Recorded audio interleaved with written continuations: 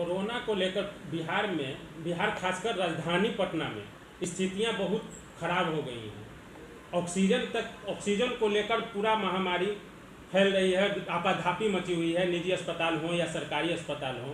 इसको आप इस नज़रिए देखते हैं, कहाँ पर मतलब राज्य सरकार कहीं ना कहीं तो लग रही है कि असफल होती नज़र आ रही है। देखिए, बिहार में कोरोना संक्रमण जो वैश्विक महामारी आया है, इसको यदि नज़रिए से देखा जाएगा तो बिहार में फेल है।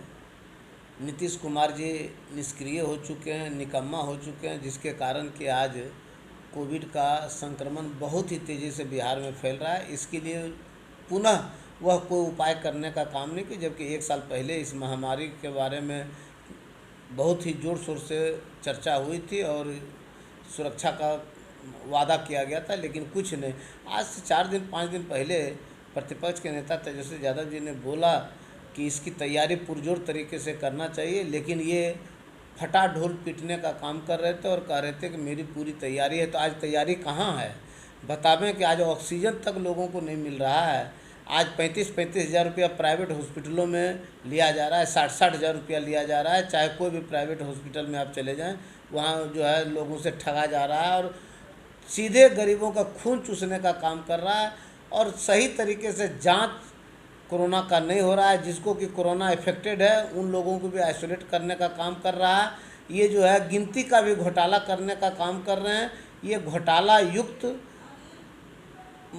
सरकार है और ये हमेशा जो है अपने बचाव में रहते हैं। 13 करोड़ जनता के बारे में ये कुछ नहीं सुन रहे हैं, कुछ नहीं समझने के लिए तैयार हैं। ये गुस्से में है कि हमको बिहार की जनता ने जो सत्ता से बेदखल किया, लेकिन भारतीय जनता पार्टी का कृपा और उनका गृह परिक्रमा करके हम कुर्सी पर बैठे हैं। इसीलिए हमें जनता से कोई मतलब नहीं है, जिसके कारण कि आज ये आपाधापी और लोग तड़प तड़प कर मर रहे हैं, बेड के बिना मर रहे हैं, हॉस्पिटल में कोई इलाज नहीं कर रहा है, लोग त्राहिमाम हैं, लेकिन इन पर कोई प्रभाव नहीं पड़ा। आज क्या कारण है कि सभी विपक्षी को, सभी दलों को बुलाने का काम किए। आज जब आप निकम्मा हो गए तो सबको बुलाकर जो है सब पर जो है खपड़ फोड़ने का काम कर रहे हैं। ये अब नहीं होने वाला। आप बताएं नीतीश कुमार जी, हमारा एक ही मांग है कि 13 करोड़ 14 करोड़ बिहार की जनता मालिक कैसे सुरक्षित रहेंगे, कैसे वो इलाजरत रहेंगे, इसके बारे में आप जवाब देने का काम करें। तो ये जो आपकी सहयोगी पार्टी है कांग्रेस, उसने कह दिया है कि अब लॉकडाउन ही इसका चारा है, तो इसको आप सर्वदलीय बैठक भी आज हो रही है, तो आपके नज़र आप इसको किस नज़रिए देखते हैं, लॉकडाउन या नाइट कर्फ्यू? हमें कोई नज़रिए से नहीं देखना, हमें मात्र एक नज़रिए से देखना है कि इस निकम्मा सरकार को हम आगाह करना चाहते हैं कि बिहार के 13 करोड़ मतदाता मालिकों को कैसे सुरक्षित रहेंगे, इसका उपाय आप कीजिए। अन्यथा आप सत्ता से जो है अलग होइए। यदि आप निष्क्रिय हैं, निकम्मा है, काम करने में और सक्षम साबित हो रहे हैं, तो आप कुर्सी पर किस हक और अधिकार के साथ बैठे हैं?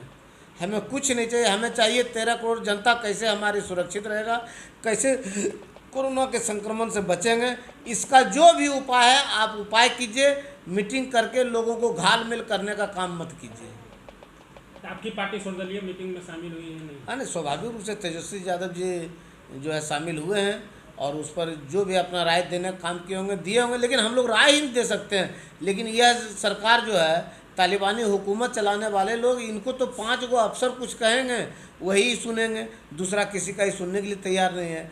बिहार का 13 करोड़ जनता हल्ला करते रहे, कोई प्रभाव नहीं पड़ेगा, लेकिन 5 गो इनके जो अफसर हैं लाल फीताशाही के, वो दिन को रात बोल देंगे, रात को दिन बोल देंगे, तो उस पर ये काम करना शुरू कर देंगे। आप इसको कैसे देख रहे हैं? मतलब लॉकडाउन लगना चाहिए या नाइट कर्फ्यू लगना चाहिए, या सरकार क्या पहल मतलब करना चाहिए सरकार को? एक मतलब आप क्या मतलब राय देना चाहते हैं सरकार? हमारा एक ही राय है कि 13 करोड़ जनता कैसे सुरक्षित रहेंगे, इसका उपाय जल्द से जल्द करें नीतीश कुमार जी, अन्यथा गद्दी से बाहर हों, बेदखल हों। अब विधायक जी, आपके परिवार के मुखिया, राजद परिवार के मुखिया लालू यादव को आज बेल मिल गई है। उनके स्वागत के लिए राजद परिवार आगे क्या करेगी? स्वाभाविक रूप से 3.5 साल के बाद आदरणीय लालू यादव, जो गरीब शोषित लाचार बेबस लोगों के रहनुमाई करते थे, उनके आवाज़ थे। आज जो है सामंती ताकत और जो है एनडीए के लोगों ने जो उस आवाज़ को बंद करने का काम किया, लेकिन न्यायालय पर पूर्ण भरोसा था। न्यायालय ने आज बेल देने का काम किया। हम राष्ट्रीय जनता दल बिहार और देशवासी जो उनके अनुयायी हैं, हम सब मिलकर जो है आज उत्साहित हैं और उत्साह से जो है हम लोग पूरे खुश हैं। इसलिए उनके बेल पर हम लोग आज खुशी मना रहे हैं। लेकिन कोरोना काल है, कोरोना को देखते हुए, दूरी को देखते हुए, डिस्टेंस को मानते हुए हम लोग जो है आज हृदय से खुशी मनाने का काम कर रहे हैं और उनके आने का जो है हम लोग स्वागत करने का काम करेंगे। लेकिन कोरोना का जो नियम होगा उसको पालन करते हुए करने का काम करेंगे। ये अपार खुशी आज हम सबों के बीच है। जो आवाज़ बुलंद करने का काम करते थे, उस आवाज़ को जो बंद किया गया, वह आवाज़ फिर से आएंगे और एनडीए और जो है गरीबों की लड़ाई लड़ने का काम करेंगे। नेता प्रतिपक्ष से इस संबंध में लालू जी के तबीयत को लेकर या उनके बेल को लेकर आपकी कोई बातचीत हुई है? नहीं, स्वाभाविक रूप से जो आज उन्होंने बाइट दिया है कि पूर्ण रूपेण जब तक स्वस्थ नहीं होंगे तब तक एम्स में इलाजरत रहेंगे और हम लोग भी चाहते हैं कि पूर्ण स्वस्थ होकर, चाहे 1 महीना लगे, 10 दिन लगे, पूर्ण स्वस्थ होकर बाहर आएँ, फिर जो है बिहार की राजनीति और देश की राजनीति में भागीदारी अहम भूमिका निभाकर गरीबों की आवाज़ को बुलंद करने का काम करेंगे। क्या लगता है कि लालू यादव जब बिहार आएंगे, जब बिहार में जब वो पहुंच जाएंगे, तो क्या यहाँ पर राजनीतिक उथल पुथल होगी? नहीं, स्वाभाविक रूप से देश के सबसे बड़े लीडर आज के तारीख में जनमानस के लीडर हैं और उनके आने के बाद प्रभाव पड़ेगा ये। और ये 3 नंबर की पार्टी नीतीश कुमार जी जो आज गणेश परिक्रमा करके कुर्सी पर बैठे हुए हैं, जिनसे कोई काम नहीं हो रहा है, कोरोना में आज के तारीख में निकम्मा साबित हो रहे हैं, इवन जो है ऑक्सीजन नहीं मिल रहा है, लोगों को बेड नहीं मिल रहा है।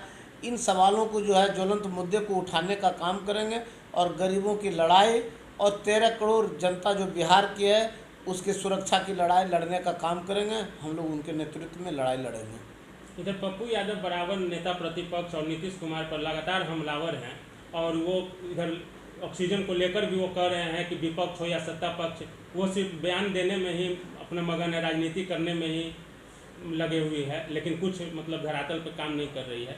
उनके बयान को आप किस नज़रिए से देखते हैं? अब देखिए, बहुत छोटे पार्टी के लोग हैं, वो लोग जो है तरह तरह का बयान देते रहते हैं। उन लोगों के बयान पर जाना कोई उचित नहीं है, न तो उनकी चर्चा करना कोई उचित हम समझते हैं। अब ये जो घोटाला हुआ है, जो डस्टबिन घोटाला, आपने इस मुद्दा पर उठाया भी था, इस मुद्दा को, उसके बाद मतलब कोई कार्रवाई सरकार की ओर से या फिर आपने कहीं कोई शिकायत मतलब दर्ज करवाई है या नहीं, या फिर ये ठंडा बस्ता में ही? देखिए, हम लोग विपक्ष के लोग आवाज़ बुलंद करके सत्ता में बैठे लोगों के कानों तक पहुंचाने का काम करते हैं और जो घोटाला दिन प्रतिदिन घोटाला हो ही रहा है, चाहे वह सृजन घोटाला लीजिए, धान घोटाला लीजिए, दवाई घोटाला लीजिए, सभी शिक्षा घोटाला लीजिए, बीपीएससी घोटाला लीजिए, सभी में घोटाला करके आरसीपी टैक्स के रूप में वसूली जा रही है और इनके ऊपर कोई प्रभाव पड़ने वाला नहीं। ये खुलेआम नंगा नृत्य कर रहे हैं, घोटाला पर घोटाला कर रहे हैं। भ्रष्टाचारियों का जो है बोलबाला है बिहार में, ये उनसे घिरे हुए हैं। इसलिए नीतीश कुमार जी से कुछ होना जाना नहीं है जब तक सत्ता नहीं पलटेगी। आप देखिएगा एक दिन की जब सत्ता पलटेगी तो इन पर कम से कम जो है घोटाला का केस का भरमार रहेगा।